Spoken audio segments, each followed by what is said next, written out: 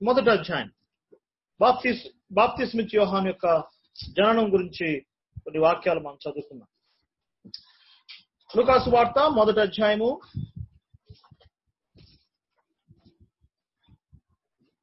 14 వచనం చదువుతున్నాను. అతడు ప్రభు దృష్టికి గొప్పవాడై ద్రాక్షాసమైనను మద్యమైనను తాగక తన తల్లి గర్భం పుట్టినది మొదలుకొని పరిశుద్ధాత్మతో నిండుకున్న వాడై ఇశ్రాయేలులో అనేకులు ప్రభు అయిన వారి దేవుని వైపు త్రిప్పును.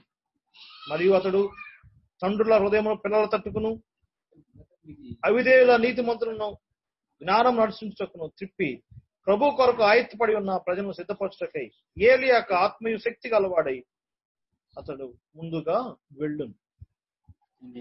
మత్తయి సువార్త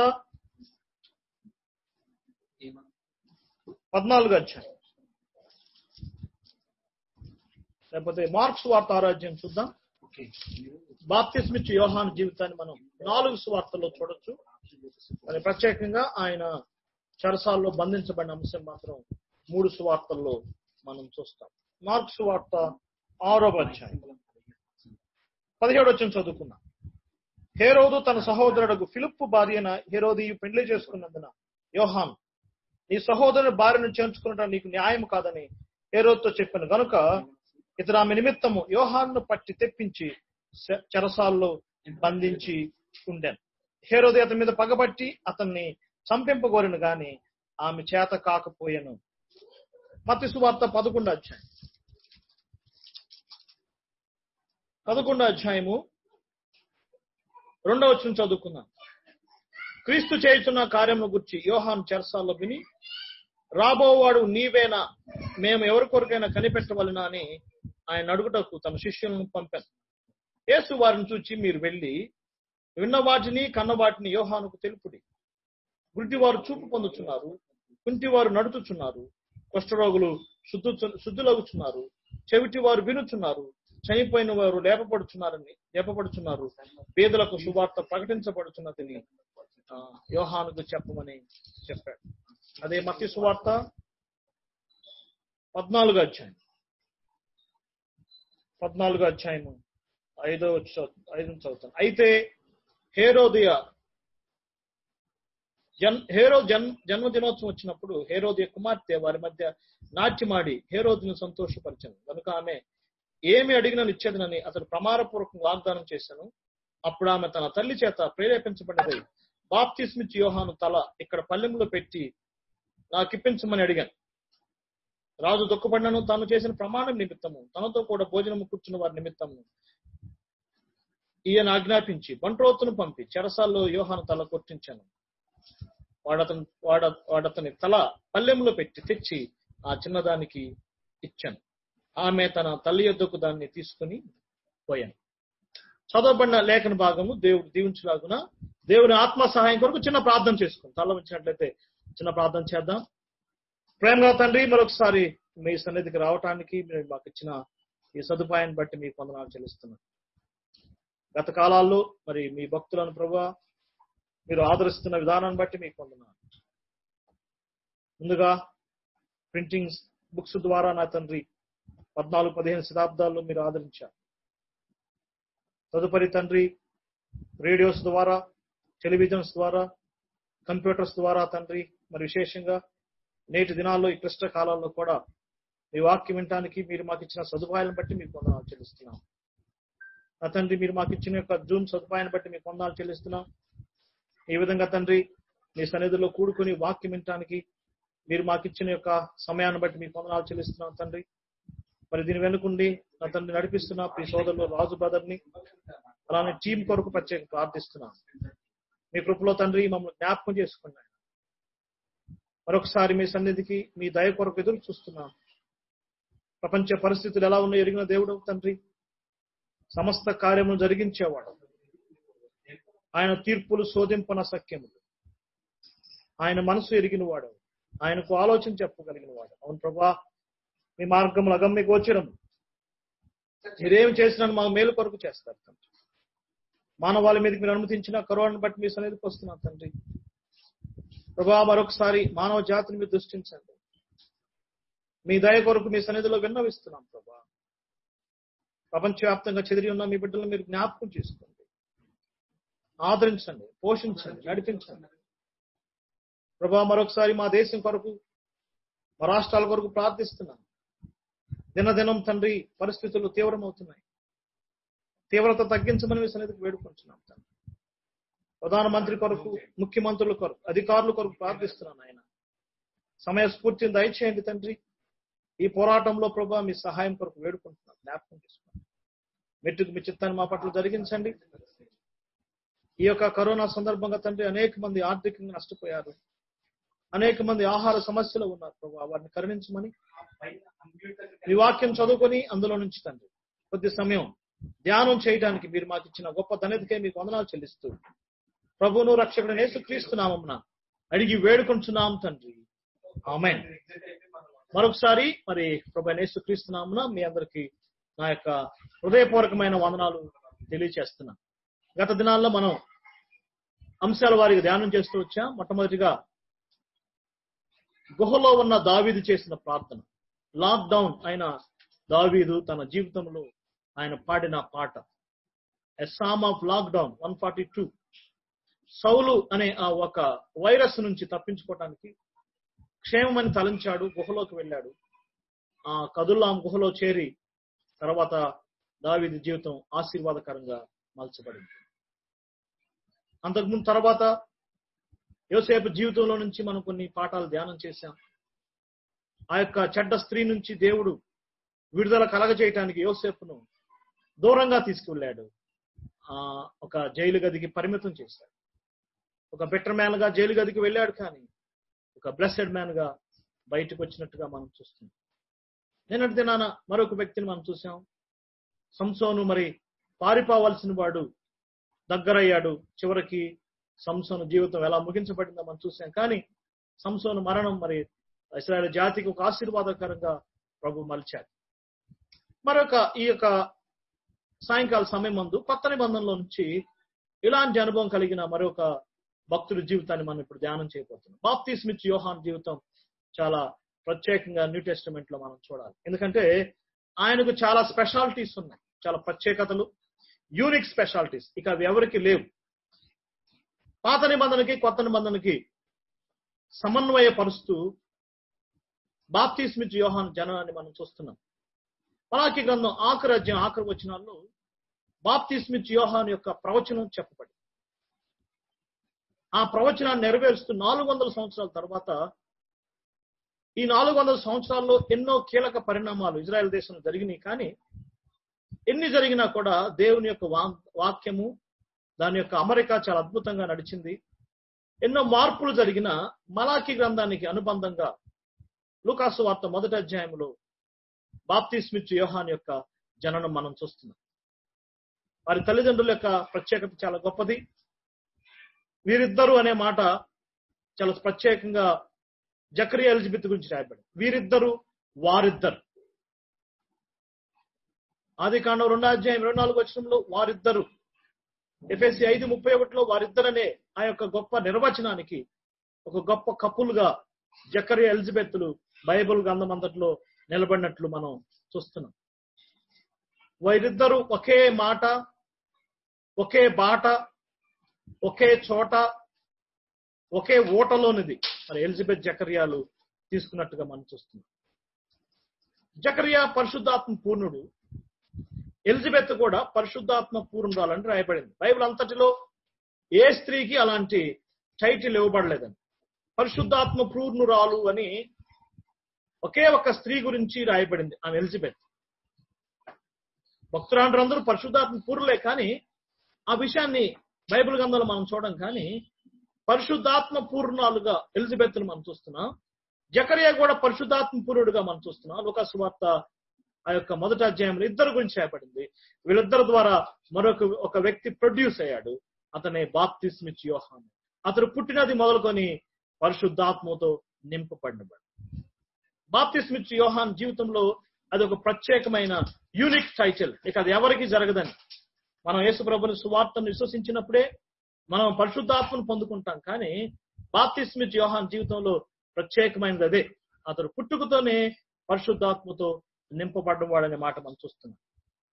పాత నిబంధన ప్రవక్తల్లో ఆఖరి ప్రవక్తగా, లాస్ట్ ప్రాఫెట్ గా మనం చూడొచ్చు. పాత నిబంధన భక్తులకి ఆ యొక్క సిరీస్ లో కూడా మనం ధ్యానం చేయొచ్చు. అంతేకాదు కొత్త నిబంధన మొట్టమొదటి ప్రీచర్ గా కూడా బాప్తిస్మిచ్చే యోహాను మనం ధ్యానం చేయొచ్చు.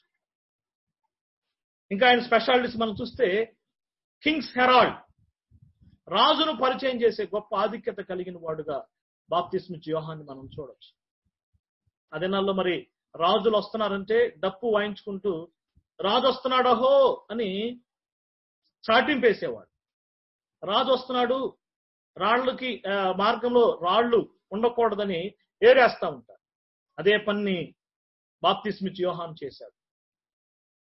రాజును పరిచయం చేసే గొప్ప ధన్యత కలిగిన వాడుగా మనం చూడొచ్చు. అంతేకాదు యేసు ప్రభుకి కజిన్, బంధువుగా కూడా మనం బాప్తిస్మిచ్చే యోహాను జీవితంలో మనం చూడొచ్చు. ఎన్నో ప్రత్యేకతలు ఉన్నాయి. కొత్త నిబంధనలో మొట్టమొదటి హతసాక్షిగా బాప్తిస్మిచ్చే యోహాన్ని మనం చూడొచ్చు. పాత నిబంధనలో మొట్టమొదటి హతసాక్షి హేబేల్, నీతిమంతుడు. కొత్త నిబంధనలో హతసాక్షి బాప్తిస్మిచ్చే యోహాను, నీతిమంతుడిగా మనం చూడొచ్చు. వెరైటీస్, ఆయనలో ఉన్న స్పెషాలిటీస్ మనకు కనపడతాయి. అంతేకాదు భక్తులు మరి బాప్తిస్మిచ్చే యోహాను రకరకాలుగా మనకు పరిచయం చేశారు. Powerful preacher. బాప్తిస్మిచ్చే యోహాను కొద్ది కాలమే పరిచర్య చేశాడు, కానీ చాలా శ్రేష్టమైన పరిచర్య చేశాడు. ఆయన ప్రసంగాలు మత్తయి సువార్త, లూకా సువార్తలో మనకు ఎక్కువ కనపడతాయి. మరి విశేషంగా యోహాను సువార్తలో మరి ప్రత్యేకంగా బాప్తిస్మిచ్చు యోహాను యొక్క బోధలు మనకు కనపడతాయి. బాప్తిస్మిచ్చు యోహాను బోధల్లో 2 స్పెషాలిటీస్ మనం చూడొచ్చండి. బాప్తిస్మిచ్చు యోహాను అరణ్యంలో బోధించిన, నది ఒడ్డును బోధించిన తండోపతండాలుగా ప్రజలు వచ్చేవారు. He attracted crowds. He attracted many people. రోమా సైనికులను ఆకర్షించాడు, సామాన్య జనులను ఆకర్షించాడు. కారణం ఏంటంటే ఆయన బోధల్లో 2 ప్రాముఖ్యమైన విషయం. ఒకటి, క్రీస్తు కేంద్రిత బోధలు చేశాడు. యోహాను సువార్త 1వ అధ్యాయం చదవండి. మొదటి రోజు యేసుక్రీస్తు గురించి చెప్పాడు, 2వ రోజు యేసుక్రీస్తు గురించి చెప్పాడు, 3వ రోజు యేసుక్రీస్తు గురించి చెప్పాడు. రెండవదిగా with the power of Holy Spirit, పరిశుద్ధాత్మ శక్తితో బోధించేవాడు. ఈ 2 యూనిక్ ఫీచర్స్ బాప్తిస్మిచ్చే యోహాను జీవితంలో మనం చూడొచ్చు. ఈనాడు జ్ఞానాన్ని బోధిస్తున్నారు, ఈనాడు ఎన్నెన్నో బోధిస్తున్నారు, కానీ మన సందేశాల్లో ఈ 2 మిస్ అవుతున్నాయని మనం గ్రహించాల్సిన విషయం ఉంది. అంతేకాదు సాక్షిగా ఉన్నాడు. దేవుని కుమారుడు గురించి సాక్ష్యం పలికాడు. ఒక మంచి టైటిల్ కలిగిన వాడు, మ్యాన్ సెంట్ ఫ్రమ్ గాడ్, దేవుని నుండి పంపబడిన ఒక మనుషుడుగా అలాంటి టైటిల్ కలిగిన వాడుగా మనం చూస్తున్నాం. అంతేకాదు యేసు ప్రభుకి లేకపోతే స్నేహితుడిగా పిలువబడ్డాడు. నేను పెండ్లి కుమారుడు స్నేహితుడిని అని ఆయన తను తాను సంబోధించుకున్నాడు. ఒక మండుచున్న పొదలాగా ఎన్ని టైటిల్స్ ఆయన కలిగి ఉన్నాడు. ఒక పైనీర్గా బాప్తిసాన్ని ప్రవేశపెట్టాడు. బాప్తిస్మము, సమాజ మందిరాలు పాత నిబంధనలో కనపడవు, కానీ పాత నిబంధన కొత్త నిబంధన మధ్యకాలంలో దేవుడు వాటిని అనుమతించాడు. మరి బాప్తిస్మము అనే కార్యక్రమానికి పైనీరుగా మనం బాప్తిస్మిచ్చే యోహాను చూడొచ్చు. మరి నేరుగా ప్రభువైన యేసుక్రీస్తుకే బాప్తిస్మిచ్చాడు. ఎన్నో ఆయన యొక్క ఆఫీసెస్ మనం చూడొచ్చు. అంతేకాదు నేటికి బాప్తిస్మిచ్చే యోహాను స్టేట్మెంట్స్ భక్తుల హృదయాల్లో నిలిచిపోయినాయి. నడుచుచున్న యేసు వైపు చూచి, ఇదిగో దేవుని గొర్రెపిల్ల అన్నాడు. మరొకసారి లోక పాపమును మోసుకొని పోవు దేవుని గొర్రెపిల్ల అన్నాడు. అవి అలానే నిలిచి పాత నిబంధన ప్రశ్నకు సమాధానం బాప్తిస్మిచ్చే యోహాను చెప్పాడు. గొర్రెపిల్ల ఏది? ఆ మోరియా పర్వతం మీద ఇస్సాకు అడిగిన ప్రశ్నకు సమాధానం ఇచ్చాడు. అంతవరకే కాదు, నేను తగ్గవలసింది ఆయన హెచ్చవలసి ఉన్నదని గొప్ప స్టేట్మెంట్ బాప్తిస్మిచ్చే యోహాను జీవితంలో మనం చూడొచ్చు. ఆయన స్టేట్మెంట్స్, ఆయన ఆఫీసెస్, ఆయన స్పెషాలిటీస్ అందరి జీవితానికి ఎంతో ప్రాముఖ్యమైనది. అంతేకాదు నేను ఒక స్వరమును అన్నాడు. నువ్వు క్రీస్తువా చెప్పు, మెస్సయ్యవా చెప్పు అంటే వారు అడుగుతుంటే వెంటనే సమాధానం చెప్పలేదు, కానీ కొద్దిగా ఆలస్యంగా చెప్పాడు. నేను క్రీస్తుని కాదు, ఐఎమ్ ఏ వాయిస్, నేను కనపడని వ్యక్తిని అన్నాడు. పాత నిబంధన మలాకి గ్రంథం ఆఖరి వచనంలో నేను వచ్చి దేశమును శపిస్తానని దేవుడు ఎప్పుడైతే చెప్పాడో ఓల్డ్ టెస్టమెంట్ కి బ్రేక్ పడింది, కమ్యూనికేషన్ ఆగిపోయిందండి. దేవుని స్వరం ఆగిపోయింది. ఇప్పుడు దేవుని స్వరం మరలా స్టార్ట్ అవుతుంది బాప్తిస్మిచ్చు యోహాను జీవితంతో. దాదాపుగా 6 months దేవుని సేవ చేసి ఉండొచ్చాము. మేబీ కొన్ని నెలలు అటు ఇటు కావచ్చు, మనకు తెలియదు. కానీ బాప్తిస్మిచ్చు యోహాను జీవితం ఒకానొక సందర్భంలో అతని సేవా జీవితం ముగింపుకు వచ్చేసింది. కారణం ఏంటంటే, మరి ఆ దినాల్లో హేరోదులు యూదయ దేశాన్ని పరిపాలిస్తున్నారు. మనకి కనపడతా ఉంటే హేరోదు హేరోదు హేరోదు అని. వాళ్ళకి ఆ యొక్క ఇదుమియా ప్రాంతానికి చెందిన వారు. వాళ్ళ టైటిల్స్ అవే, హేరోదు 1, హేరోదు 2, హేరోదు 3. చాలాసార్లు కన్ఫ్యూజ్ పడతా ఉంటాం. కన్ఫ్యూజ్ పడాల్సిన పనేం లేదు. యేసుప్రభు వారు జన్మించినప్పుడు ఒక హేరోదు ఉన్నాడు. అతని కొడుకే బాప్తిస్మిచ్చు యోహాను సేవ చేసేటప్పుడు ఉన్నాడు. అతని కొడుకే అపోస్తల కార్యములో యాకోబును చంపించిన హేరోదు. వీళ్ళంతా ఒకే సిరీస్ గా మనం చూడొచ్చు. ఈ హేరోదు తన తమ్ముడు భార్యను ఉంచుకున్నాడనే మాట అక్కడ స్పష్టంగా రాయబడింది. లేవికాండం 11వ అధ్యాయంలో దేవుడు ఆనాటి ప్రజలకు కొన్ని రూల్స్ ఇచ్చాడు, కొన్ని లాస్. అవి ఇప్పటికి కూడా మనం పాటించాల్సిందే. అక్రమ సంబంధాలు, దేవునికి అయిష్టమైన ఆ కార్యాలని దేవుడు ఇప్పటికీ ఖండిస్తున్నాడు. కానీ విచారకరమైన సంగతి ఏంటంటే, నేటి బోధకులు ఈ విషయాలను చాలా చులకనగా తీసుకుంటున్నారు. 2-3 పెళ్లిళ్ళు చేసుకున్నా వాటి విషయం పెద్దగా చింతించట్లేదు. కానీ దేవుని వాక్యము సత్యము ఎప్పటికీ ఒకటే ఉంటుంది. దాని ఫలితంగా హేరోదుకు బాప్తిస్మిచ్చు యోహాను హెచ్చరిక చేశాడు. మీరు గమనించండి, హేరోదు తన ప్రసంగాల్లో, బాప్తిస్మిచ్చు యోహాను తన ప్రసంగాల్లో ప్రజలకు హేరోదు గురించి చెప్పలేదు. కానీ నేరుగా డైరెక్ట్ గా హేరోదు దగ్గరికి వెళ్ళి, నువ్వు చేసేది న్యాయంగా లేదని ఆ మాటలు చెవిని విన్నప్పుడు మరి ఆమె హేరోదియా పగబట్టినట్టు మనం చూస్తున్నాం. ఇదేంటి విచిత్రమైన సంగతి మనకు తెలియదు. యోసేపు ఒక స్త్రీ ద్వారా జైలుకి వెళ్ళాడు. సంసోను ఒక స్త్రీ ద్వారా జైలుకి వెళ్ళాడు. ఇప్పుడు బాప్తిస్మిచ్చు యోహాను కూడా ఒక స్త్రీ మూలంగానే లాకప్ కావాల్సి వచ్చింది. బాప్తిస్మిచ్చు యోహానుకి ఏలియా యొక్క ఆత్మ కలిగిన వాడనే మాటను మనం చూస్తున్నాం. ఏలియా కూడా గొప్ప పరిచర్య చేశాడు. కానీ ఒక స్త్రీ దగ్గర భయపడిపోయాడు. ఎలిజబెత్ పారిపోయినట్టుగా మనం చూస్తున్నాం. మరి ఎందుకు ఆ యొక్క స్త్రీల గురించి మనం అర్థం చేసుకున్నప్పుడు, ఆమె కోపం అసలు మీరు చూడండి, దాదాపుగా 1 year జైల్లో ఉన్నాడు. దాదాపుగా హేరోదు 1 year అయినా కూడా ఆమె కోపం తగ్గలేదు. చివరకు బాప్తిస్మిచ్చు యోహాను తల కొట్టించేంత వరకు ఆమె పగబట్టినట్టుగా మనం చూస్తున్నాం. బాప్తిస్మిచ్చు యోహాను జీవితం 6 నెలలే దేవుని సేవ చేశాడు. కానీ దాదాపుగా సంవత్సరంకు పైగా జైల్లో మగ్గిపోయాడు. ఇక బయటికి రాలేకదు. యోసేపు బయటకు వచ్చాడు, కానీ బాప్తిస్మిచ్చు యోహాను బయటకు రాలేదు. ఈ 1 year లో బాప్తిస్మిచ్చు యోహాను చాలా అనుభవాలు పొందుకున్నాడు. ఈ అనుభవాల గురించి కూడా మనం దేవుని వాక్యంలో మనం ధ్యానం చేయబోతున్నాం. మొట్టమొదటి సత్యం ఏంటి? హేరోదు మరి ఒక గొప్ప ప్రసంగికుడిగా మనం చెప్పుకున్నాం. కానీ నేరుగా బాప్తిస్మిచ్చు యోహాను నేరుగా ప్రజలు మనస్సాక్షిని మేల్కొల్పేవాడు. ఆయన ప్రసంగాలు హెడ్డం తాకేవి కాదండి.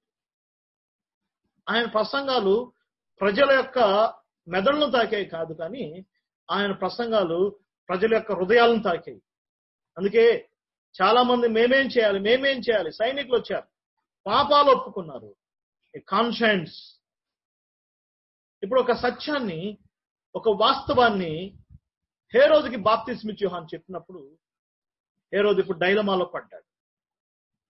బాప్తిస్మిచ్చు యోహాను సందేశం ఏంటంటే, నీ జీవితంలో నుంచి ఆమెను వెళ్ళగొట్టు, గెట్ హర్ అవుట్. ఆయన ఉంచుకున్న ఆమె సందేశం ఏంటంటే, బాప్తిస్మిచ్చు యోహాన్ని వెళ్ళగొట్టు, గెట్ జాన్ అవుట్. రెండిట్లో తేల్చుకోలేకపోయాడు. ఒక పక్క బాప్తిస్మిచ్చు యోహాను ప్రసంగాలు, బాప్తిస్మిచ్చు యోహాను యొక్క వ్యక్తిత్వం చాలా గొప్పగా అనిపించింది. కానీ అతడు లోకాన్ని ప్రేమించాడు కాబట్టి డైలమాలో పడిపోయాడు. ఇప్పుడు బాప్తిస్మిచ్చు యోహాన్ని బందీ చేయవలసి వచ్చింది. ఈ విధంగా మీ వద్దకు తీసుకుని ఆశపడుతున్నాను. His entry to his execution, ఆ యొక్క జైల్లోకి వెళ్ళిన దగ్గర నుంచి అతడు శిరచ్ఛేదనం చేయబడే వరకు అతను చాలా ఎక్స్పీరియన్సెస్ పొందుతుంది. From his entry to his exodus he felt so many experiences. మొట్టమొదటి సత్యం ఏంటో మీ వద్దకు తీసుకుని ఆశపడుతున్నాను. ఒకసారి హెడ్డింగ్స్ కొంచెం పెద్దగా ఉండొచ్చేమో, కానీ వాటిని మన హృదయాల్లో మనం పదిలిపరుచుకోవాలని నేను ఆశపడుతున్నాను. ఈనాడు చాలా మంది సత్యాన్ని బోధించకుండా అసత్యాన్ని ఎక్కువ బోధిస్తున్నారు. అది చాలా దుఃఖకరమైనది. ఎందుకంటే ప్రజలు సత్యమునకు చెవినియక అసత్యమునకే చెవినిచ్చేవారు ఉన్నారు. ఒక మంచి పెద్ద సంఘానికి సంబంధించిన ఒక పాస్టర్ గారు ఆయన టర్మ్ క్లోజ్ అయిపోయి వెళ్ళిపోతున్నప్పుడు ఇంకొక జూనియర్ పాస్టర్ గారు అపాయింట్ అయ్యాడు. అపాయింట్ అయ్యే ముందు ఆ జూనియర్ పాస్టర్ రూమ్ లో పిలుచుకుని కొన్ని విషయాలు చెప్పాడు. చెప్తూ, ఇదిగో నేను కొన్ని విషయాలు చెప్తున్నా, జాగ్రత్తగా విను అన్నాడు. ఏంటి సార్ చెప్పండి. నువ్వు ఇక్కడ సంఘంలో రేపు వచ్చిన తర్వాత నీటి బాప్తీసాన్ని గురించి చెప్పొద్దు అన్నాడు. అయ్యో ఎందుకు సార్ అంటే, ఈ సంఘంలో వారు నీటి బాప్తీసాన్ని అంగీకరించారు. నువ్వు ఈ సంఘంకి వచ్చిన తర్వాత స్మోకింగ్ గురించి చెప్పొద్దు అన్నాడు. అయ్యో ఎందుకు సార్ అన్నాడు. ఇక్కడ స్మోకింగ్ చేసేవాళ్ళు చాలా మంది ఉన్నారు. నువ్వు ఈ సంఘంకి వచ్చిన తర్వాత మనీ మ్యాటర్స్, వడ్డీ వ్యాపారాల గురించి చెప్పొద్దు, ఎందుకంటే ఈ సంఘంలో చాలా మంది వడ్డీ వ్యాపారాలు చేసే వాళ్ళు ఉన్నారు అని ఒక పెద్ద లిస్ట్ చెప్పాడంట. మరి నేనేం చెప్పాలి సార్ అన్నాడంట.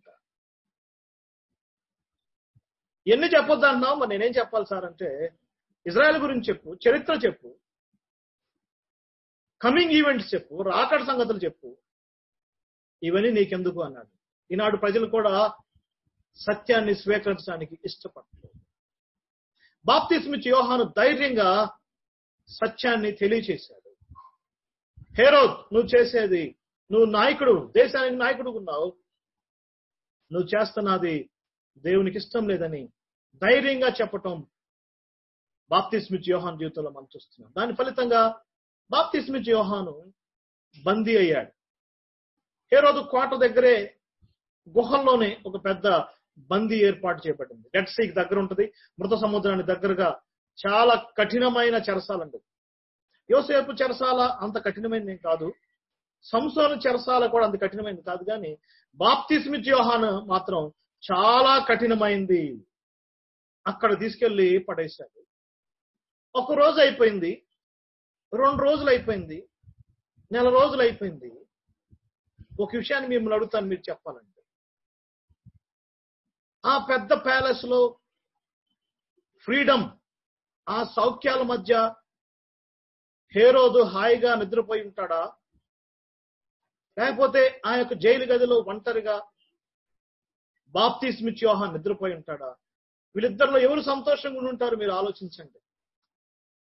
నేను చెప్పగలను, సత్యాన్ని నమ్ముకొని సత్యం కొరకు జీవించిన బాప్తిస్మిచ్చి యోహాను ఆ చెరసాల్లో చాలా సంతృప్తిగా హాయిగా నిద్రపోతున్నాడు. కానీ లోకాన్ని దేవుణ్ణి ప్రేమించి రెండిటి మధ్య సతమతమై శరీరాన్ని ఈ లోక ఆశలను ప్రేమించి హేరోదు మాత్రం చాలా దుఃఖంతో నిద్రించి ఉంటాడని నేను అనుకుంటున్నాను.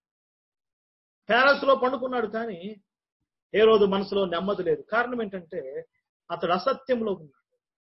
మొట్టమొదటి సత్యం ఏంటంటే, డియర్ బ్రదర్స్ అండ్ సిస్టర్స్, సత్యం కొరకు పోరాడాలి, సత్యం కొరకు జీవించాలి, సత్యం కొరకు శ్రమలు పొందాలి. సత్యం కొరకు శ్రమల్లో ఆనందం ఉంది. తిమోతి పత్రిక మనం స్పష్టంగా చూస్తున్నాం. సద్భక్తితో నివసించు వారికి, జీవించు వారికి ఇహలోకమందు శ్రమలు ఉంటాయి. నా మొట్టమొదటి సత్యం అదే, మొట్టమొదటి లెసన్ అదే. ఎటువైపు ఉన్నావు? సత్యం వైపు ఉన్నావా? నిజమైన మనసాక్షి వైపు ఉన్నావా? లేకపోతే తప్పుడు మనసాక్షితో ఉన్నావా? మన జీవితాల్లో మనం ఆలోచించుకోవాల్సిన విషయం. ఈ లాక్డౌన్ టైంలో మనం కూడా మన మనసాక్షిని ఒకసారి సరిచేసుకుందాం. ఏ విషయాల్లో దోషారోపణ చేస్తున్నాయో వాటి విషయంలో ప్రభు మనకు సమయం ఇచ్చాడు. మన జీవితంలో ఏదైనా అనీతి ఉందా? ఏదైనా అవినీతి ఉందా, ఏదైనా స్వనీతి ఉందా, ఏదైనా ప్రభుకి అయిష్టమైన ఉన్నవా, వాటిని ప్రభు దగ్గర ఒప్పుకున్నప్పుడు, సత్యం కొరకు నిలబడినప్పుడు మనకు సంతోషం ఉంటుంది, సాటిస్ఫాక్షన్ ఉంటుంది. మరి భక్తులు చాలా మంది సత్యం కొరకు నిలబడ్డారు, శ్రమలు సహించారు, అనేక అవమానాలు చేత్కారాలు అందుకున్నారు. ఒక 2 రోజులు పోయిన తర్వాత బాప్తిస్మిచ్చి యోహాను, అయ్యో నేను అనవసరంగా తప్పు చేశాను. ఈనాడు చాలా మంది ఏమంటున్నారంటే బాప్తిస్మిచ్చి యోహాను అనవసరంగా హేరోదు జోలికి వెళ్ళాడు, ఆయన సేవా జీవితాన్ని ముగించుకున్నాడని చాలా మంది రకరకాలుగా వ్యాఖ్యానాలు చేస్తారు. సత్యాన్ని బోధించాల్సిందే, సత్యం కొరకు నిలబడాల్సిందే, దేవుని వాక్యం కొరకు మన జీవితాలు నిలబడాలి. Are you on what side? Are you on the right side or the wrong side? రెండవ సత్యం మనం చూస్తున్నాం. కొన్ని నెలలు అయిపోయింది, 2 రోజులు అయిపోయింది, 10 రోజులు అయిపోయింది. బాప్తిస్మిచ్చి యోహాను జీవితంలో ఒక ఆందోళన ఆరంభమైంది. ఏంటి ఆందోళన అంటే, యేసు ప్రభు ఒక్కసారి కూడా జైలుకి రాలేదు, యేసు ప్రభు ఒక్కసారి కూడా దర్శించలేదు. నేను జైల్లో కష్టపడుతుంటే అరే కనీసం నా గురించి ఎంక్వైరీ చేయలేదు. నేను ఇంతగా ఆయన కొరకు ప్రయాసపడ్డాను, ఆయన్ను పరిచయం చేశాను అని ఒక రకమైన డిసప్పాయింట్మెంట్ లోకి వచ్చాను. రెండవ సత్యం ఏంటంటే, డియర్ బ్రదర్స్ అండ్ సిస్టర్స్, మన ఆత్మీయ జీవితంలో depressions and disappoints are general. మన ఆత్మీయ జీవితంలో ఆందోళనలు, మన ఆత్మీయ జీవితంలో తొందరలు, మన ఆత్మీయ జీవితంలో నిస్పృహలు, అవి సాధారణమే, సర్వసాధారణమే. ఏలియా కూడా అంత గొప్ప పరిచర్య చేశాడు, 850 మంది ప్రవక్తలను ఎదిరించాడు, ఎంతో గొప్ప పరిచర్య చేశాడు. కానీ ఏలియా కూడా మరి నిరాశ నిస్పృహలోకి వెళ్ళాడు. అది తప్పేం కాదు, సిన్నేం కాదు. మరి లాక్డౌన్ డేస్ లో కూడా మన ప్రియ సహోదరులు అనేక మంది నిరాశలో ఉన్నారు, నిస్పృహలో ఉన్నారు. ప్రభువు నన్ను పట్టించుకోవట్లేదు ఏంటి ఆందోళన. ఇంకొంతమంది అయ్యో మీటింగ్స్ క్యాన్సిల్ అయిపోయినాయి, కాన్ఫరెన్సెస్ క్లోజ్ అయిపోయినాయి, ఆదివారం రొట్టె విరిచే కార్యక్రమాలు జరగట్లేదు. ఎన్నో ఆందోళన మధ్య ఉన్నారు. బైబుల్ భక్తుల్లో కూడా చార్లెస్ స్పర్జన్ గారు మెట్రోపాలిటన్ అనే గొప్ప టాబర్నికల్లో 1000 మంది సువార్త చెప్పిన ఆయన అనేక సందర్భాల్లో ఆయన కూడా పులిపిట్ దగ్గరికి వెళ్ళటానికి నిరాశపడిన సందర్భాలు ఉన్నాయి. సెక్యులర్ గా చెప్పాలంటే ఒకనొక టైంలో షేక్స్పియర్ కూడా నేను ఇక ఈ నావెల్స్ రాయలేనని డిసప్పాయింట్ అయిపోయి విరమించుకున్నాను. ప్రపంచ ప్రఖ్యాతిగాంచిన రఫాయల్ అనే ఆర్టిస్ట్ కూడా ఇక నా జీవితంలో నేను పెయింటింగ్ వేయలేనేమో అని డిసప్పాయింట్ అయ్యారు. డియర్ బ్రదర్స్ అండ్ సిస్టర్స్, మన జీవితాల్లో డిప్రెషన్స్, డిసప్పాయింట్మెంట్స్ మనకి ఉంటాయి. ఎందుకంటే మనం చూస్తున్నాం, మరి ఏలియా గురించి రాయబడింది యాకోబు పత్రికలో, మానవ స్వభావం కలిగిన వాడు, మన వంటి స్వభావం కలిగిన వాడు. అయితే ఒక సందేశం ఉంది, నీ డిప్రెషన్ డిసప్పాయింట్ లో నీకు ఒక హోప్ ఉంది, నీకు ఒక నిరీక్షణ ఉంది. రెండవ సత్యం ఏంటి? మన ఆత్మీయ జీవితంలో నిరాశ నిస్పృహలు ఉంటాయి, వాటిని బట్టి కుంగిపోవలసిన అవసరము లేనే లేదు. బాప్తిస్మిచ్చి యోహాను నిరాశలో ఉన్నాడని మనం చెప్పుకున్నాం కదండి. మూడవ సత్యాన్ని మనం చూస్తున్నాం. బాప్తిస్మిచ్చి యోహాను జైలు వేశారు, కానీ దేవుని పని ఆగలేదండి. అప్పటి వరకు యేసు ప్రభు వారు స్లోగా సువార్త చేస్తా వచ్చాడు. ఎప్పుడైతే బాప్తిస్మిచ్చి యోహాను జైలుకి పరిమితం అయ్యాడో యేసు ప్రభు పరిచర్య విస్తృతమైంది. అనేక మంది శిష్యులు ఎక్కువ మంది అవుతున్నారు. కొంతమంది యోహాను శిష్యులు కూడా యేసు ప్రభు వైపు వచ్చేశారు. నేను తగ్గవలసిందని బాప్తిస్మిచ్చి యోహాను అన్నాడు కదండి, ఐ మస్ట్ బి డిక్రీజ్డ్ అనేది అది మాటలకు పరిమితమే కాదు, ఆయన శిష్యులు కూడా యేసు ప్రభు వైపు వెళ్ళిపోయారు. మూడవ సత్యం ఏంటి అంటే, మనం చూస్తున్నాం మత్తయి సువార్త 11వ అధ్యాయంలో ఈ డిప్రెషన్స్ లో, ఈ డిసప్పాయింట్మెంట్స్ లో యేసును గూర్చి విన్నాడు, క్రీస్తును గూర్చి ఉన్నాడు అనే పదాన్ని మనం చూస్తున్నాం. మూడవ ఎక్స్పీరియన్స్ ఏంటి? డియర్ బ్రదర్స్ అండ్ సిస్టర్స్, మన డిప్రెషన్స్, డిసప్పాయింట్మెంట్ ఉన్నాయి, కానీ మనం మన ప్రభువుని ఆయన వైపు చూడటం మాత్రం మర్చిపోకూడదు. చూద్దాం, చూడండి ఒకసారి 11వ అధ్యాయం, మత్తయి సువార్త 11వ అధ్యాయం 2వ వచనం చదువుతున్నాను.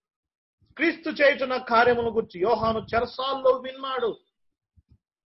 ఈ డిప్రెషన్స్, డిసప్పాయింట్స్ మధ్య ఆయనకు ఒక హోప్ దొరికింది. ఆ హోప్ ఏంటంటే మన ప్రభు అయిన యేసుక్రీస్తే. హెబ్రీ పత్రిక 11వ అధ్యాయం 10వ అధ్యాయం వరకు మీరు చదివితే ఆనాటి హెబ్రీలు అనేకమైన హింసలు, నిందలు పాలవుతున్నప్పుడు 12వ అధ్యాయంలో విశ్వాసమున కర్తయు దాన్ని కొనసాగించువాడైన యేసు వైపు చూచుచు, there is one hope brothers. ఈ టఫ్ టైమ్స్ లో మన నిరీక్షణ మన ప్రభు అయిన యేసుక్రీస్తు. యేసుని గురించి విన్నాడు. He learned about Christ. He heard about Christ. ఈ దినాల్లో మనం వినాల్సింది ప్రభుని గురించే. Corona or cross, corona or Christ, corona or Calvary, corona or coming. క్రీస్తుని గురించి మనం వింటేనే మన నిరాశ నిస్పృహలు పోతాయి.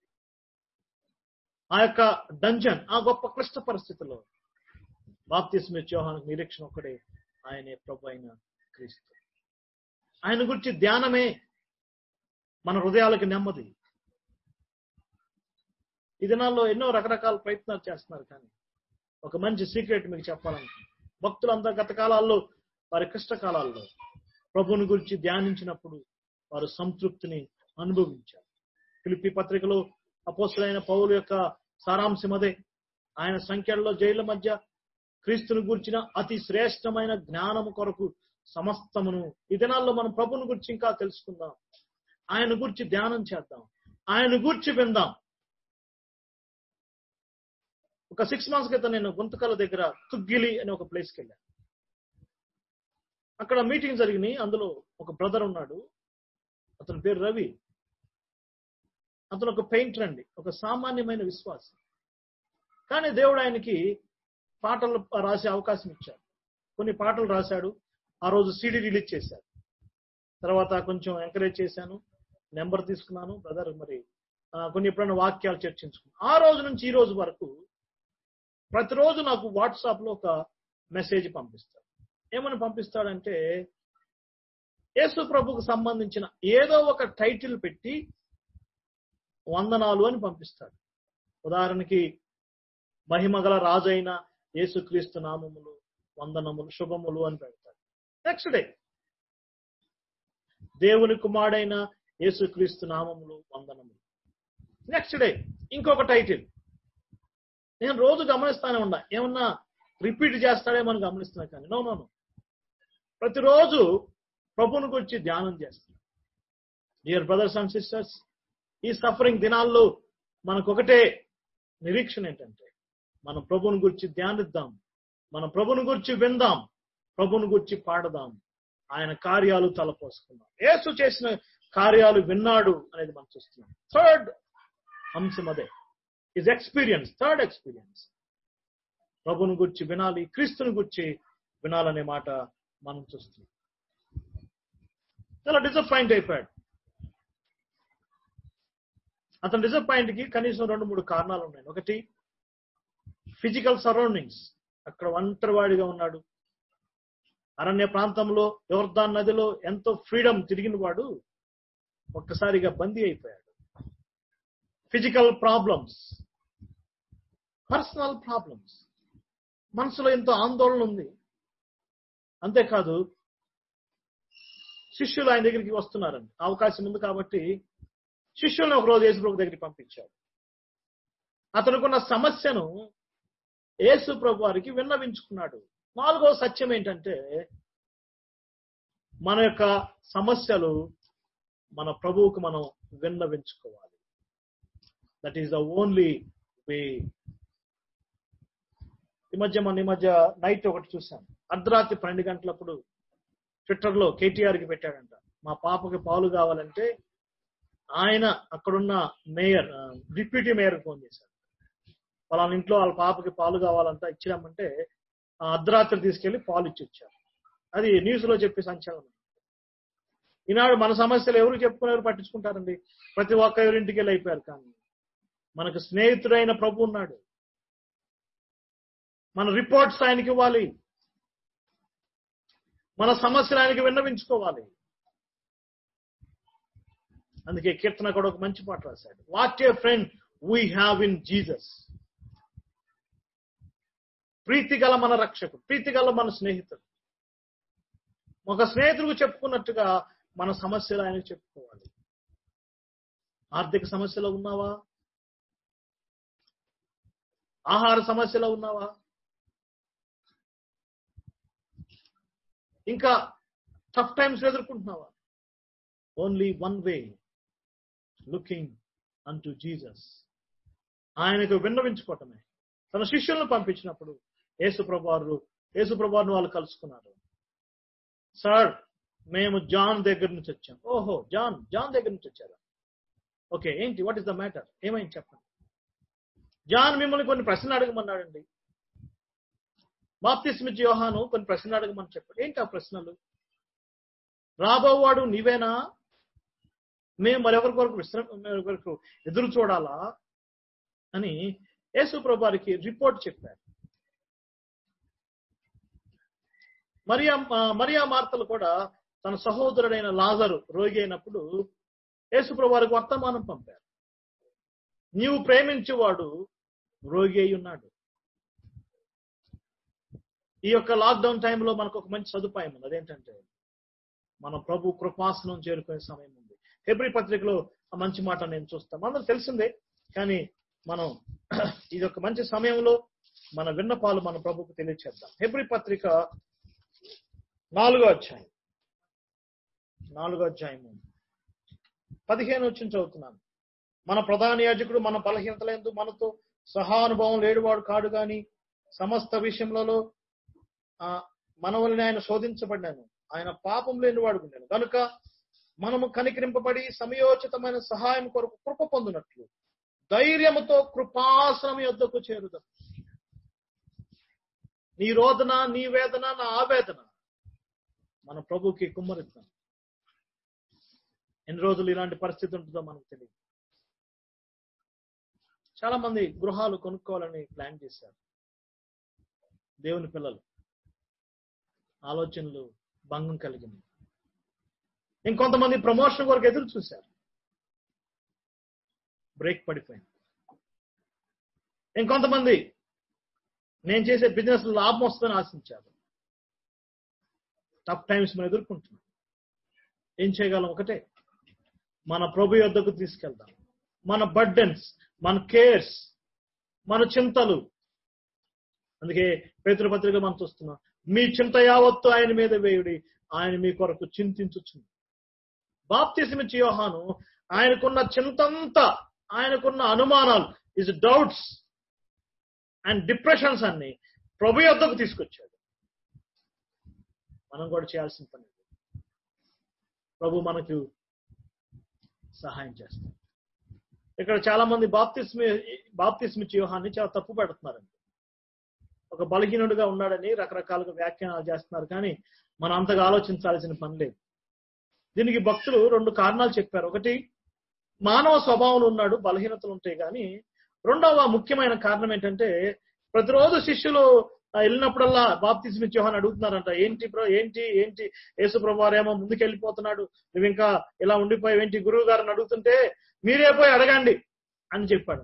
మీ మాటల్లోనే మీరు తెలుసుకున్నట్టుగా వారి కోసం అన్నట్టుగా అంటున్నారు. కానీ ఏదైనా ఒకటే సత్యం, మన ప్రభువుకి మన విన్నపాలు మనం తెలియచేద్దాం. ఆయన మన స్నేహితుడు. 4వ సత్యం ఏంటో మనం చూద్దాం. చూడండి, ఎప్పుడైతే యేసు ప్రభు మనకు తెలిసిందే కదా, యేసు ప్రభువాన్ని ఎంత గొప్పగా పరిచయం చేశాడు. బాప్తిస్మిచ్చే సమయంలో పరిశుద్ధాత్ముడు పావురాకారం దిగిరాటం చూశాడు కదండి. లోక పాపాన్ని మోసుకొని పోవు దేవుని గొర్రె పిల్ల ఈయనే అని చెప్పాడు కదా. ఆయన హెచ్చవలసిందని చెప్పాడు కదండి. దేవుని కుమారుడిని సాక్ష్యం ఇచ్చాడు కదా. అలాంటి వ్యక్తి ఇప్పుడు నీవేనా, రాబోవాడు నీవేనా అని ఆ ప్రశ్న అంటే సహజంగా ఎవరైనా ఏమంటారు, కానీ యేసు ప్రభు రియాక్షన్ మనం చూడండి, చాలా ఆశ్చర్యం కలిగించింది. బాప్తిస్మిచ్చే యోహాను పంపించాడా? ఈజ్ హీ, ఆయనేనా నా గురించి బోధించిన ఆయన? నువ్వు మెస్సీయా అని అడుగుతున్నాడా అని యేసు ప్రభు రియాక్ట్ అవ్వలేదండి. ఆయన మకమకలాడే ఒత్తిని ఆర్పడు, నలిగిన రెల్లును ఆయన విరగనీయుడండి. ఆయన ఎంత కేర్ఫుల్ గా హ్యాండిల్ చేశాడో మీరు గమనించండి. 4వ సత్యాన్ని మనం చూసినప్పుడు యేసు ప్రభువారు యెషయా గ్రంథం 35వ అధ్యాయంలో ఉన్న కొన్ని వాక్యాలు ఉదాహరించాడు. ఒకసారి చూడండి, అది చాలా ప్రాముఖ్యమైన అంశం. వారు ఎంతో ఆసక్తి కలిగి యేసు ప్రభువారి దగ్గరికి వస్తే యేసు ప్రభువారు వారికి ఏం చూపించాడో చూడండి ఒకసారి. యెషయా గ్రంథం 35వ అధ్యాయం 35వ అధ్యాయము 5వ వచనం చదువుతున్నాం. గుడ్డివారు కన్నులు తెరవబడటయు, చెవిటివారు చెవులు వినబడటయు, కుంటివాడు దుప్పివలే గంతులు వేయటయు, మూగవాని నాలుక పాడుటయు, అరణ్యంలో నీళ్లు ఉబుకును అని చెప్పాడు. కానీ 4వ వచనం చూడండి. భయపడక ధైర్యముగా ఉండుము, ప్రతిదండన చేయుటకై మీ దేవుడు వచ్చుచున్నాడు, ప్రతిదండన దేవుడు చేయుడని ప్రతీకారము ఆయన చేయును. పై వచనం చెప్పకుండా యేసుప్రభు వారు కింద వచ్చినవే చెప్పాడు. ఒక్కసారిగా ఆయన యుద్ధకు వచ్చిన వారికి దేవుని వాక్యం వైపు మరల్చాడు. ఆయన వాగ్దానాలు, ఆయన ప్రామిసెస్ పరిచాడు. అవును, వాస్తవమే. గుడ్డివారు కళ్ళు తెరవబడుతున్నాయి, చెవిటి వారు వినపడుతున్నారు. కానీ దానికి ముందు ఇంకోటి ఉంది, ఆయన ప్రతిదండన చేస్తాడు. బాప్తిస్మ యోహాను యొక్క ఆయన బాధ ఏంటంటే, నేను బోధించాను, ఆయన చేట ఆయన చేతిలో ఉంది, ఆయన కళ్ళను శుభ్రం చేస్తాడు, అగ్నిలో కాలుస్తాడని వెంజన్స్, దేవుని యొక్క తీర్పు గురించి చెప్తే ఈయనేంటి నేను జైల్లో ఉంటే వారిని తీర్పు తీర్చకుండా గుడ్డివారిని లేపుతున్నాడు, ఇలాంటి కార్యాలు చేస్తున్నాడంటే ఆ శిష్యులు చెప్పాడు. మీరు గమనించండి, 2 రాకడలు ఉన్నాయి. మొదటి రాకడ, 2వ రాకడ. ఒక్కసారిగా బాప్తిస్మ యోహాను శిష్యులకు యేసు ప్రభువారు వాక్యం వైపు ఎప్పుడైతే తిప్పాడో వారు మారు మాట్లాడకుండా తిరిగి వెళ్ళారు. ఇవే సత్యాలు బాప్తిస్మ యోహానుకు తెలియజేశారు. 4వ సత్యం ఏంటి అంటే, దేవుని యొక్క ప్రణాళికను, దేవుని యొక్క వాగ్దానాలు, దేవుని యొక్క ప్లాన్ మనం అర్థం చేసుకున్నప్పుడు అది మన జీవితాలకు ఆదరణ కలగచేస్తుంది. ఇక మీరు గమనించండి, బాప్తిస్మ యోహాను జీవితంలో డిసప్పాయింట్మెంట్ లేదు, బాప్తిస్మ యోహానులో డిప్రెషన్ లేదు, బాప్తిస్మ యోహాను జీవితంలో మరలా యేసు ప్రభు వారి కొరకు పంపించలేదు. లేఖనాలను గుర్తిరిగాడు, లేఖన సత్యాలు తెలుసుకున్నాడు. అమ్మాయి గ్రామానికి వెళ్తున్నప్పుడు ఇద్దరు కూడా ఎంతో దుఃఖముఖం వెళ్తున్నప్పుడు యేసు ప్రభు వారు వారికి కూడా లేఖనాలను బోధించినప్పుడు సమస్త ప్రవక్తల గురించి తెలియజేశారు. ఈనాడు మనకు వచ్చిన సమస్య ఏంటంటే, మనం కొంత వాక్యమే తెలుసుకుంటాం కాబట్టి గందరగోళ పడుతున్నాం. కాదు యేసు ప్రభు వారు ఏం చెప్పాడు? సమస్త ప్రవక్తలు, సమస్త లేఖనం, ఆల్ స్క్రిప్చర్స్, ఆల్ ప్రాఫిట్స్, దేవుని ప్రణాళికను, దేవుని వాక్యాన్ని మనం ధ్యానించినప్పుడు మనకు ఆదరణ కలిగింది. రోమపత్రిక 15వ అధ్యాయం మాట మనం చూస్తున్నాం. లేఖనముల ద్వారా ఆదరణ. డియర్ బ్రదర్స్ అండ్ సిస్టర్స్, ఈ లాక్డౌన్ టైంలో లేఖనాల ద్వారా, వాక్యం ద్వారా ఆదరింపబడతాం.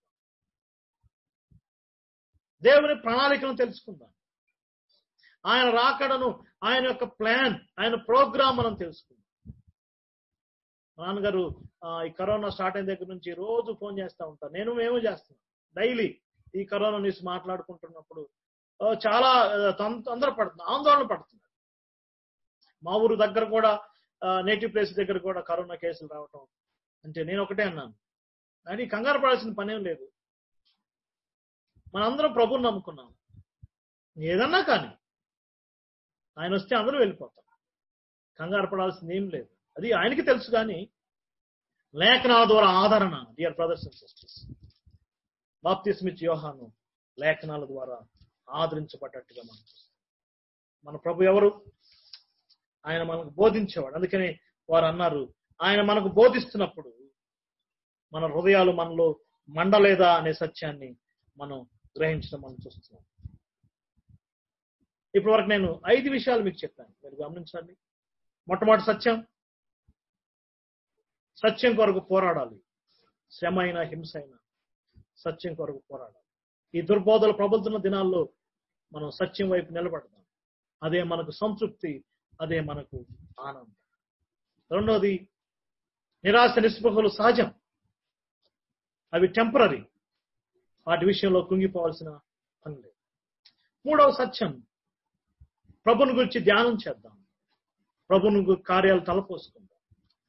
4వ సత్యం, ప్రభువుకి విన్నవిద్దాం. 5వ సత్యం, లేఖనాల ద్వారా ఆదరింపబడతాం. 6వ సత్యం ఏంటి? ఎప్పుడైతే బాప్తిస్మిచ్చి యోహాను దేవుని ప్రణాళికను అర్థం చేసుకున్నాడో, అతడు దేవుని చిత్తానికి తెలుసుకున్నాడు. బాప్తిస్మిచ్చి యోహానుకు అర్థమైపోయింది, ఇక ప్రభువు నన్ను దర్శించడు, ఆయన నన్ను జైలు నుంచి విడిపించడు, ఇక నేను ఇంతే అనుకున్నాడు. 6వదిగా మన జీవితాల్లో దేవుని చిత్తాన్ని గుర్తెరగడం చాలా ప్రాముఖ్యమైనది. ఒకరి పట్ల ఒక్కొక్క చిత్తం ఉంటుందండి. మీరు గమనించండి, ఈ యొక్క కరోనాలో చాలా మంది బిలీవర్స్ చనిపోతున్నారు. కొన్ని చోట్ల పాస్టర్స్ కూడా చనిపోతున్నారు. కొన్ని చోట్ల బోధకులు చనిపోతున్నారు. ఏంటి దేవుని చిత్తం?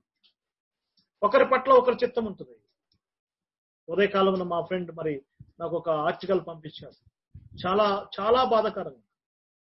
డాక్టర్ సైమన్ అనే ఒక మంచి బిలీవర్, చెన్నైలో hope international hospital director, corona patient treatment చేస్తూ ఆయన కూడా కరోనా అటాక్ అయింది. అపోలో హాస్పిటల్లో చనిపోయాడు. 55 years. ఆయన బరియలు చేయడానికి చాలా కష్టాలు పడ్డారు. ఆయన బరియలు చేయడానికి తీసుకెళ్తుంటే రాళ్ళు వేశారు. ఒక దేవుని బిడ్డకి ఇలా జరిగింది ఏంట? ఎస్, అవును, అది దేవుని చిత్తం, అలా జరిగింది. రోమపత్రిక 12వ అధ్యాయం మనం చూస్తున్నాం. ఈ దినాల్లో మనం గ్రహించాల్సింది ఏంటంటే, దేవుని చిత్తాన్ని జ్ఞాపకం చేసుకో. ఏంటి ఈ యొక్క లాక్డౌన్ టైంలో ఆయన చిత్తం ఏంటి? ఆయన ప్రణాళిక ఏంటి? నా కుటుంబం పట్ల ఆయన ప్రణాళిక ఏంటి? నా పట్ల ఆయన ప్రణాళిక ఏంటి అనేది మనం తెలియజేసుకునే సమయం వచ్చింది. అండ్ లాస్ట్ వన్, దేవుని చిత్తాన్ని గ్రహించడమే కాదు కానీ 7వ సత్యాన్ని మనం గ్రహించాలి. దేవుని చిత్తానికి లోబడాలి. ఒక పెద్ద పార్టీ జరిగింది. ఏ రోజు జన్మదినంలో పార్టీ జరిగింది. సువార్తలు మనం చదివితే 2 తల్లులు ఉండాలండి, 2 mothers. ఒక తల్లి ఏమో తన కూతురు స్వస్థత కొరకు పోరాడింది. ఇక్కడ మనం ఈ తల్లిని చూసాం కదా. ఈ తల్లి ఏం చేసిందంటే, తన కుమార్తెను ఒక నరహంతకురాలుగా చేసింది. 2 mothers, 2 attitudes. నాట్యం ఆడించింది. చివరికి బాప్తిస్మిచ్చి యోహాను బేరం పెట్టింది. అక్కడ మనం చూస్తున్నాం, ఒక బంట్రోతును పంపించాడంట. ఎక్కువ మంది కాదు, ఓన్లీ 1 soldier. ఒక్క బంట్రోతు వెళ్ళాడు. ఒక్క దెబ్బతో ఆ భక్తుడైన బాప్తిస్మిచ్చి యోహాను తల తెగ్గొట్టాడు. పళ్ళెంలో పెట్టుకొచ్చాడు. బహుమానంగా ఇచ్చాడు. ఏం జరిగింది? బాప్తిస్మిచ్చి యోహాను తన హృదయంలో దేవుని చిత్తానికి అంగీకరించాడు. దేవుని చిత్తానికి లోబడ్డాడు కాబట్టి తన తలను వంచాడు. దేవుని చిత్తానికి తలను వంచాడు. గుంజుకోలేదు, పారిపోలేదు, ప్రాణాన్ని బలి చేశాడు. డిఎల్ మూడీ గారు ఏమన్నాడంటే, చాలా మంది రకరకాల డిసీజెస్ తో వాటితో వీటితో చనిపోతారు, కానీ ఇట్లా ప్రభువు కొరకు చనిపోయే వాళ్ళని గ్లోరీ డెత్ అన్నాడు. ఏ డెత్ అండి అది? Glory death. ఒక చిన్న ఇన్సిడెంట్ చెప్పి నేను ముగిస్తాను. 1546 సంవత్సరంలో జార్జ్ బిషాట్ అనే స్కాట్లాండ్ దైవజనుడు, జార్జ్ బిషాట్, 1546. యూరప్ ఖండం కూడా 15-16 శతాబ్దాల్లో దేవుని పిల్లలను ఎంతో హింసించింది. ఇప్పుడు దాని ఫలితం అనుభవిస్తుంది. ఆయన్ని సెయింట్ జాన్ క్యాథడ్రల్లో కింద ఒక జైలు గదిలో ఉంది. ఆయన బంధించారు. సువార్త చెప్తున్నందుకు, యేసు ప్రభు గురించి బోధిస్తున్నందుకు ఆయన జైల్లో పెట్టారు. ఆయనకు సమయం అయిపోయినప్పుడు ఆయన్ని బయటికి తీసుకుని వచ్చారు. ఇక కొన్ని గంటల్లో ఆయన కట్టెల మీద కాల్చబోతున్నప్పుడు జార్జ్ బిషాట్ చాలా సంతోషంతో ఆ కట్టెల మీద నిలబడి షార్ట్ మెసేజ్, చిన్న ప్రసంగం చేశాడు. చిన్న సువార్త చెప్పాడు. అతన్ని కట్టెల మీద కాల్చడానికి ఆ సిద్ధంగా ఉన్న వ్యక్తిని దగ్గర పిలిచాడు. నా దగ్గరకు రా అన్నాడు. అతను ఒక ముద్దు పెట్టుకున్నాడు. నేను నిన్ను క్షమిస్తున్నానని చెప్పడానికి ముద్దు పెట్టుకున్నానని చెప్పాడు. ఒక మాట అన్నాడు, మీరు ఇప్పుడు నన్ను కాలుస్తారు, ఒక 2 గంటలో 3 గంటల్లో నా ప్రాణం పోయి నేను వెంటనే నా ప్రభువు దగ్గరికి వెళ్ళిపోతాను. ఆయనతో కలిసి నేను విందు చేస్తాను. ఏం జరిగింది? బాప్తిస్మిచ్చి యోహాను హేరోదును ఆ యొక్క ఖండన చేయకపోతే బాప్తిస్మిచ్చి యోహాను కూడా ఆ పార్టీలో ఉండేవాడే మనకు తెలియదు. కానీ ఆయన కొరకు పరలోకం తెరవబడింది. చాలా దుఃఖకరమైన సంగతి అంటే యేసు ప్రభు వారు బాప్తిస్మిచ్చి యోహాను బరియలకు వెళ్ళలేదండి.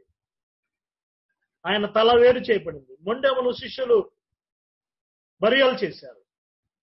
ఆ యొక్క తలుసుకుంటే ఎంతో హృదయంలో ఆవేదన. ఒక స్త్రీ ఇలా చేసిందా?